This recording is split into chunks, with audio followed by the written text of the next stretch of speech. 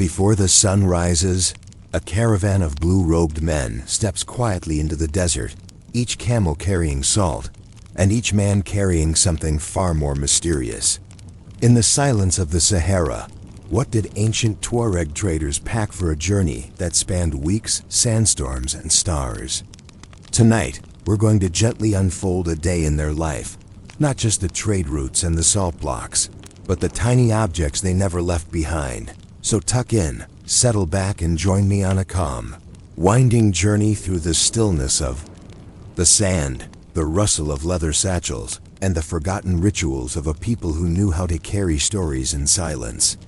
Stay with me, there's a secret buried in the sand at the very end. Chapter 1. Before the camels wake, preparing for a 40-day caravan. In the still hours before sunrise, long before the desert heat can rise to its full blaze, the Tuareg trader kneels by the low light of an oil lamp. He is alone for now, squatting beside a goat leather satchel stretched and sun-dried until it creaks. Its strap has been repaired more times than the man has counted, patched with sinew, bone thread, and strips of blue-dyed cloth, saved from an older robe. This is not the start of his first journey across the Sahara, nor will it be his last. But each trip begins with a quiet ritual, nearly unchanged for centuries: the packing of the satchel, the arrangement of the saddlebags, the delicate calculation of what to carry and what to leave behind, because every extra ounce matters on the desert's back. And so the work begins, not with haste, but with careful, methodical placement. First, salt. Or rather, the memory of it. Salt is why this journey will be made at all. Long bars of it hewn from the slabs at Taudeni, or sometimes Bilma, packed in camel panniers and wrapped in woven palm matting. But salt comes later. What comes first is what will keep him alive until he reaches the salt. He reaches for a small round container, a palm-sized gourd sealed with beeswax. Inside, butter infused with dried desert herbs. It's not just food, it's medicine, protection, and ritual. The herbs are meant to cool the body, ease sore muscles, and keep away the dryness that cracks the lips and throat when water runs low. It goes into the satchel first. Next, a tightly folded woolen cloth, coarsely spun, dyed with indigo and stiff from sand and sweat. It's not a robe or a turban, though it can be used for both in a pinch. It's a heat shield. If a sandstorm rolls in, as they often do, it can be wrapped over the mouth and eyes, tucked under the chin, and pulled across the ears. He learned to tie it one-handed as a child. He adds dried dates to the satchel, bundled in palm fiber, sticky and dark. Dates are light, sweet, and last weeks if kept dry. A few bitter almonds follow, pressed into a tiny cloth pouch. These are more than snacks. They offer salt, oil, and protein. Everything he carries must serve more than one purpose. Then there is the fire kit. Not a match, not a lighter, but a small leather roll with 2 flints, a shard of iron, and a bundle of dried lichen tucked inside a hollowed-out reed. He unwraps and repacks it out of habit. He has never needed a second strike, not yet. But desert nights are cold, and fire is life.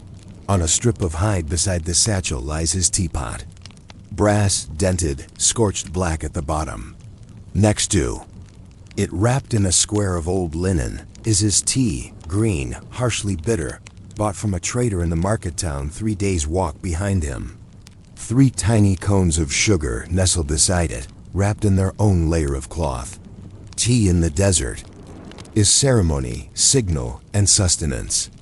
When the caravan halts, the first thing to be done is the pouring of tea. Not drinking, but pouring. High, slow, and foaming. Always 3 rounds. Always bitter, sweet, then sweeter. He sets down a small ivory comb, carved long ago by someone else, perhaps a grandfather, and a chunk of hardened soap, made from goat tallow and crushed ash. These are luxuries, maybe, but not entirely. Grooming is a form of self-discipline. It signals alertness. Even in the desert, even unseen, a man must be prepared to meet a stranger as if he were at court. There are weapons, yes. A short dagger, tucked into the waistband, its blade curved and clean. A sling, rolled tightly with pebbles packed separately. Not for offense, but for warning against jackals, snakes, or worse, other men. But they are not stored in the satchel. They go on his person, close to the body, never out of reach, and tucked flat beneath it all, wrapped in oilskin and tied with sinew, lies a sheet of parchment. It is not a map. The desert has no use for such things. It is a letter written weeks ago and meant to be delivered to a cousin in Gat. It carries news of a sick uncle, a good season of dates, and the price of camels near the river. Information in this world is cargo. By the time the first camel groans to its feet, the satchel is full. Not bulging, that would be foolish, but full enough that the man can run his hand across the surface and feel the comfort of preparation. The bag smells of dust, old leather, and the faintest trace of rosemary. He lifts it, ties it shut, and straps it to his waist. Outside, the fire has been lit, not for warmth, but for tea. The sky is no longer black, but a bruised purple. Another trader hammers a peg into the sand. A boy hums softly as he checks the camel harnesses. Soon, the caravan will move 20 camels, maybe more, spread thin across the dune. Their feet will leave prints that disappear in an hour. But for now, everything is quiet, and in that silence, every item packed has weight beyond measure, not just in pounds, but in promise. Each piece, from the butter to the tea to the sling, carries the memory of journeys past and the hope of safe passage, because what you carry shapes how and whether you arrive. Chapter 2. The sound of hooves on sand, moving through the Sahara one step at a time. The caravan is moving now, slow, steady, and mostly silent. Only the soft groan of shifting leather harnesses, the occasional low complaint from a camel, or the distant rattle of panniers disturbs the morning hush. The desert at this hour is not hot, not yet. The sand is cool beneath worn sandals, and the wind hasn't picked up. It is a time for walking. Our Tuareg trader walks beside his lead camel, not upon it. His sandals are thin, but carefully wrapped in layers of cloth. Each step is practiced, not heavy, not hurried. The key to desert walking is rhythm, not speed. The goal is not to cover ground quickly, but to cover it without wearing yourself down. He walks in silence, like the others. Talking is rare on the trail. Words evaporate in the heat, scatter in the wind, and waste the breath that must be saved. The men of the caravan, traders, drivers, cousins, friends, communicate in glances, gestures, the occasional clearing of the throat or shift of a shoulder. A blink can mean slow down. A raised eyebrow, something ahead. There are rules. To the silence, you do not disturb a man who walks with his head lowered and his eyes fixed forward. He may be praying silently. He may be remembering. Or he may simply be counting the steps, 1, 2, 3, until the next agreed rest. The camels walk in single file. They know the route better than the men do. Some of them have crossed this stretch of Sahara a dozen times. They sense wells before they can be seen. They detect wind changes before humans feel them. And though their eyes are half-lidded and their expressions faintly annoyed, they walk with absolute purpose. The packs on their backs sway gently, heavy with firewood. Cooking pots, dried millet, thick blankets, tools, salt already mined and lashed tightly into mats. Every few camels, there's a bundle of spare sandals hanging like ornaments, waiting to be claimed when someone's solace give out. And among it all, the leather satchels dangle, the personal cargo of each trader. Around mid-morning, the sun has begun its ascent in earnest. Shadows shorten. Sand glitters with flecks of quartz. A thin wind picks up, not enough for a storm, but enough to make a man wrap his robe tighter and pull his turban across his nose. At a raised hand from the caravan leader, they stop. No one speaks. The camels groan, sink slowly to their knees in the sand, and kneel without fuss. One man begins to unroll a faded mat. Another unpacks a small clay jug. Our trader crouches and pulls his brass teapot from his satchel. The ceremony of tea begins. He sets a few twigs under the dented pot and strikes flint against steel until a spark takes. The water is measured, no more than needed. The tea is thrown in without finesse, but with precision. Then comes the first. Pour. From a foot above the glass cup, he pours in a thin stream. Not to drink, but to foam the tea. He pours it back and forth several times, always from high up, never spilling. The first cup is poured and returned to the pot. The second, the same. Only on the third do the men each receive their small glass. They sip slowly. The tea is bitter, then a little sweeter, then sweeter still. This is the rule. 3 glasses, no more. The bitterness wakes the tongue. The sweet finishes the ritual. All of it in quiet. As the break ends, one man pulls out a stringed instrument, a tidnet, small and weathered. He plucks a few notes, more rhythm than melody, a slow lull that mimics the pace of the walk. The others sit with their backs to the camels, letting the notes drift. It is not a performance. It is a reminder. The desert is not always emptiness.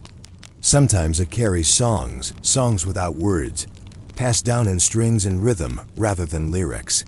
These songs do not tell stories, they hold time. They hold silence. By midday, the rest ends. The camels rise. The satchels are checked again. One is retied. One is shifted from back to side to ease pressure. The men stand. No call is given, but everyone begins to move step by step. The sun climbs. Higher, sand begins to burn. A scarf is tightened. A robe is loosened. The shadows are gone now, swallowed by the white glare. There is no tree, no bush, not even a breeze. Just sky and heat and steps. The men say nothing, but if you looked closely, you'd see that each satchel, though identical at a glance, carries a slightly different shape. One bulges near the base from a stash of almond cakes. Another hangs oddly because of a small silver bowl tucked into the side. Another is weighted toward the top, a sign that the letter inside is rolled and hidden in extra wrappings. Each tells a private story, but no one asks. And no one offers. That is the desert's way. Carry what you must. Share only what is needed. By dusk, when the shadows return and the heat begins to fall like a cloak off tired shoulders, the caravan stops again. A ring of stones is laid. The camels sit once more. And the satchels are opened. Slowly, carefully, as if they too are tired from the day's journey. Inside, nothing has shifted. Everything is in its place, because even the desert cannot move what has been packed with intention. Chapter 3. Charms, Sand and Salt. What the Tuareg traders carried in secret. By the time the sun dipped low enough to turn the desert into shades of rusted copper, the caravan had slowed its pace. The camel's feet pressed rhythmically into the cooling sand, and the heat had finally ceased its daily interrogation. A pale breeze, dry but not cruel, swept across the dunes like a hush. The Tuareg salt traders, wrapped in blue indigo cloth, moved in a quiet procession that was as timeless as the desert itself. You would think that a caravan heading toward the heart of the Sahara would travel light. Salt was heavy. Water was precious. Even food had to be measured and calculated with the precision of a scribal tally. Yet, when nightfall invited the traders to set up camp under a wind-blown cliff face, each man reached for one item not necessary for trade, not essential for survival, but still kept wrapped carefully in goatskin or knotted wool inside the leather. Satchels of the Tuareg, there were secrets, not whispered, but worn down by time, a trader's inventory. Beyond salt, once the fire was lit, low, smokeless, meant not to attract attention, the men squatted in half circles and began the quiet routine of sorting their things. The practical goods came first. Dried dates in little bundles wrapped with palm fiber string, smoked meat folded into oiled cloth, flat stones for grinding, a tiny brass coffee mortar, and always a water skin wrapped in double layers of leather.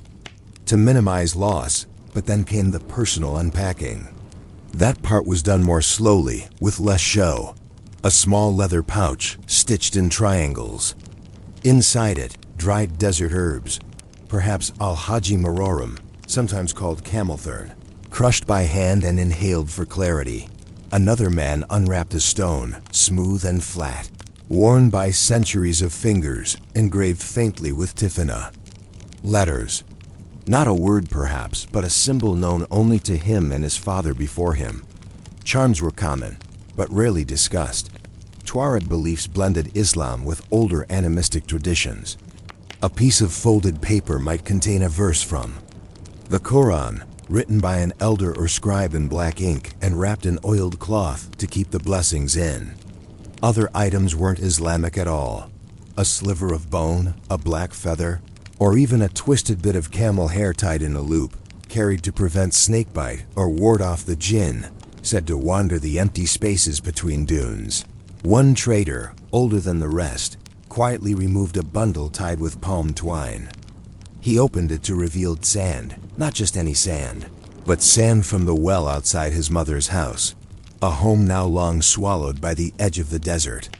He sprinkled a few grains into the fire each night, not to cook, not for warmth, but as a quiet way to remember where he began, the ritual of nightfall. Sleeping in the Sahara required rituals of more than just comfort. The wind carried stories, and old men claimed that without certain habits, brushing sand away in clockwise spirals, positioning your head toward the west, dreams could become tangled in the wind. A Tuareg trader might roll out a simple wool mat and build a windbreak with saddlebags. The outer robe, once protection from the sun, became a blanket. Sometimes an extra turban was folded beneath the head to soften the stone. Before lying down, some traced shapes in the sand circles, arrows the Tiffany letter for soul. Others sat for long minutes, slowly sipping from the last bit of tea brewed in a dented tin pot over embers. Staring into the fire's low blue edge, camels too had their rituals. They were hobbled and arranged in a semicircle, their packs left loaded to keep curious animals at bay. Occasionally, they groaned, a slow, irritated complaint that echoed like a whale song across the silent dunes. And when the wind died down, the men slept, but not all at once. A silent agreement meant one or two would always stay up, lying back but not asleep, listening. For what? For anything. Nothing. Just the breathing rhythm of a desert that held no clocks, the invisible load. You wouldn't know it by watching, but the heaviest thing a trader carried was not salt. It was responsibility. It was memory. It was patience shaped into practice. A young trader once asked the old man why he always carried the same worn belt, though it sagged and the leather smelled of old sweat and sun. The old man replied, "Because it reminds me that journeys end, but old things, they remember where you've been." This was the quiet truth of desert trade. You did not walk the Sahara merely to deliver goods.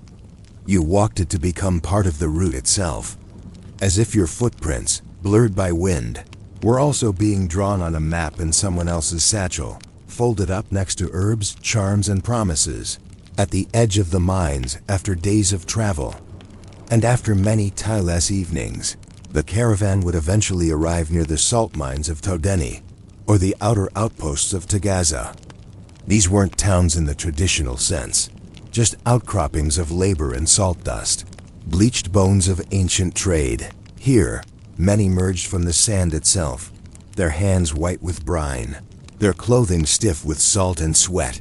The Tuareg traders handed over silver or barter goods and waited as blocks of salt amola were carved from the pits like stone bread. The leather satchels, emptied of food, now made space for these slabs. They were wrapped tightly in wool or bound in reed mats, then loaded onto the camels in careful, balanced stacks.